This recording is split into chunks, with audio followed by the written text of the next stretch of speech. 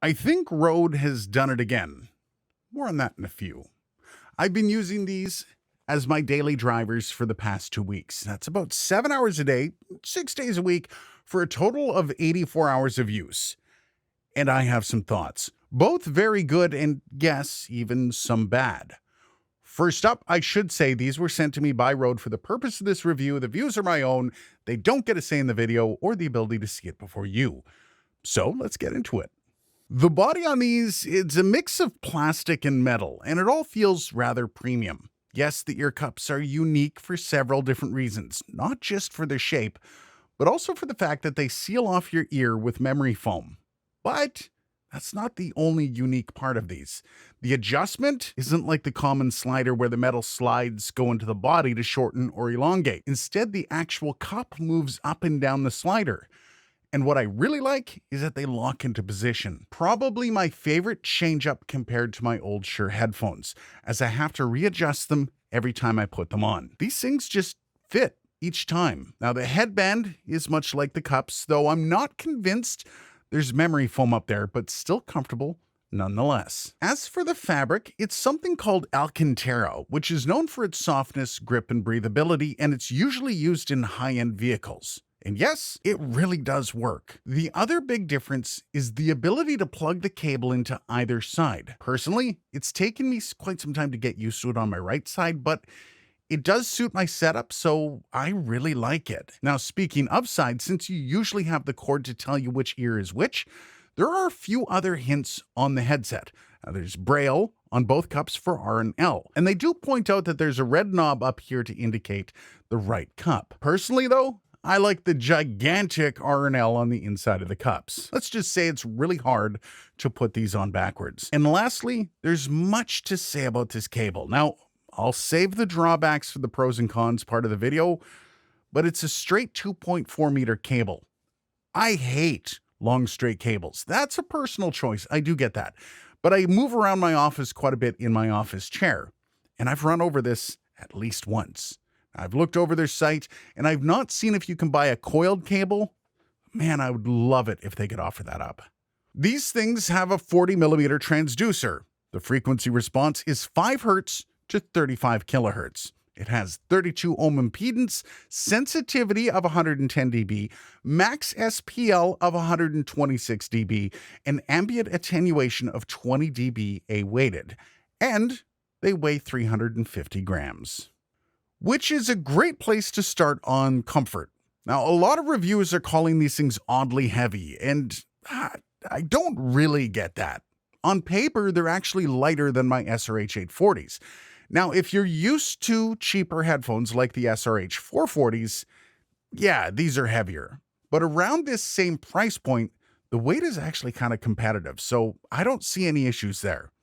The clamping pressure, however, is a tad heavy, and that might change person to person depending on the size of your noggin. Now, I do have a big one, noggin that is, and I notice it, but I didn't find it super uncomfortable. Now, that said, there were a couple times where my glasses caused a bit of discomfort near the back of my ears, though it only was a couple times, which it was weird. And it was actually quite a while ago. It hasn't happened since, so maybe I'm just getting used to it. And then there is the memory foam. The cups contour to your head a lot more than conventional cups, and as your ears heat up with the hours of use, they just seem to contour even more. Now, the other complaint I've heard quite a bit is that the headband is thin, and they're right, it is actually quite thin.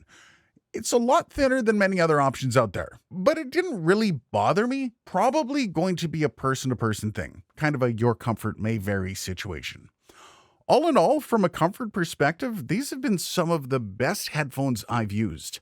Now, I don't get the itchy ear syndrome that you can get with some other headphones, and they're not as fatiguing for me as other headphones are. So on that front, I'm sold. Now, when you look at sound clarity, let's try to remember we're talking about a lower mid-range set of closed-back cans here. There are no jaunty promises, just promising great-sounding headphones that offer up true-to-sound audio. And yeah, promise delivered. Nothing noticeably boosted, distortion-free across the frequencies at all listening levels. That said, these are $150 headphones, and they sit very comfortably in that price point. If you're looking for something for much more frequency-specific work, well, you're probably going to be going for something a bit out of this price point. And of course, probably not closed back headphones. So don't expect otherworldly performance for a really cheap price. From the perspective of sound clarity alone, these things get a pass in respect to their price point. All right, here we go. Let's start with the cons. And I'm going straight for this cable. The cable rub on this is horrendous. And if you don't know what cable rub is, I'm referring to the sound that is introduced into the cups when a cable touches something. You get the vibration sound straight into your cups. No, it's not super loud, and in fact, it's actually kind of comparable to my Shure SRH840s. But the difference is how far down the cable you have to go before it goes away. Like with the Shure, once you get to the coiled part of the cable, you don't hear the rub anymore. With these, I can hear it the whole way down the cable. Even when I'm holding on to the connector, the 1/4-inch connector, and I'm rubbing it, I can hear the cable rub.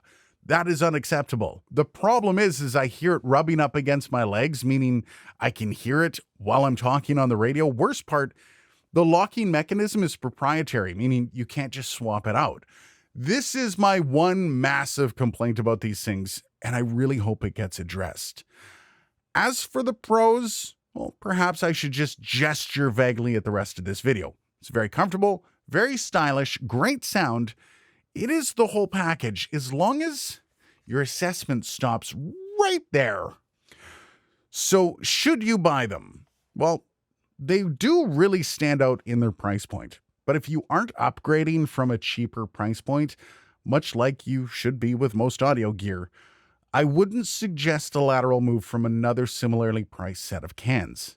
That said, if you're looking for your first pair, perhaps as an upgrade from something like the SRH440s, and you plan on wearing them a lot, these things are kind of a no-brainer. It's impressive stuff, Rode, which makes it even more impressive because these aren't in Rode's wheelhouse. And as I started out this video saying they did it again, I actually mean it. Much like the Rodecaster Pro, they went and engineered something that was not something that they were known for. This is something of an oddity in audio gear. Generally speaking, companies have a niche, and they should all stick to it. Except Rode, it would seem. Now, all of that is based on the fact that they fixed the cable. But if I know Rode, they've done it in the past, they probably will. What do you think, though? Do you plan on getting a pair? Let me know down below. Also, let me know what you're upgrading from if you are. Cheers, and I will see you in the next video.